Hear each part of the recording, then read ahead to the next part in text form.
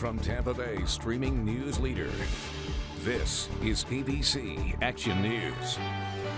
We'll check in with Greg in a moment to see how today's weather is shaping up. Good morning, I'm James Tully. First, though, let's get to your ABC Action News headlines. Florida played a big role in the Iowa caucuses, believe it or not. For the first time, the Democratic Party held out-of-state satellite caucuses, and one was in St. Pete. More than 100 Iowans who were in Florida for the winter packed a St. Pete church to vote. Senator Amy Klobuchar and former Mayor Pete Buttigieg came out on top in the St. Pete caucus. Bernie Sanders received 0 votes after the second vote of the night. Now, the statewide Iowa caucus results were delayed as Democrats were trying to verify electronic results with paper backups. The results are set to be released at some point today.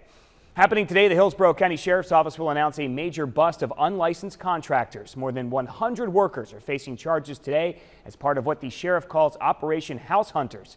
Undercover deputies posed as homeowners to catch the contractors in the act. The Hillsborough County Sheriff's Office will share more details today at 10. We'll have that live on our streaming channel and on abcactionnews.com. Metropolitan Ministries beefing up cybersecurity after fighting off hackers. The good news is that the Tampa nonprofit was already taking several precautions to minimize the impact of a cyber attack, so nobody who works for them or with them had their data compromised. The nonprofit has spent over $150,000 in new laptops and servers since the attack happened. It also hired a forensic expert for even more advice to prevent it in the future.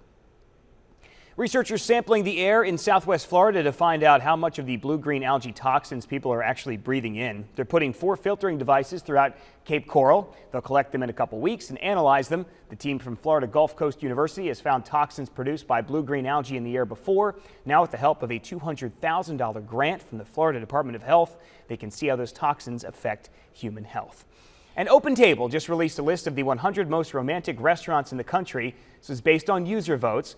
Ocean Prime, the only Tampa restaurant to make the list. Several Orlando restaurants also made the list. OpenTable says you should be making your reservation today for Valentine's Day because most people make those less than 10 days in advance. That's pretty sound advice, Greg, because it'll be here right before you know it. Yeah, just coming up in the next few days. Hello, everybody. As we start off on this Tuesday, it is a little chilly out there. We're back down in the 40s and low 50s. Jackets, sweatshirts necessary again this morning, this afternoon. No need for a jacket at all. Temperatures 70 to 75 degrees, low humidity, and nice sunny skies. I think the cloud cover will be on the low side with just some scattered high clouds through the afternoon as those temperatures climb into the 70s. We should also see pretty light winds around the region, too, less than 10 miles an hour. Big cold front moving by before the weekend. Check out the timing on some severe storms in the ABC Action News app.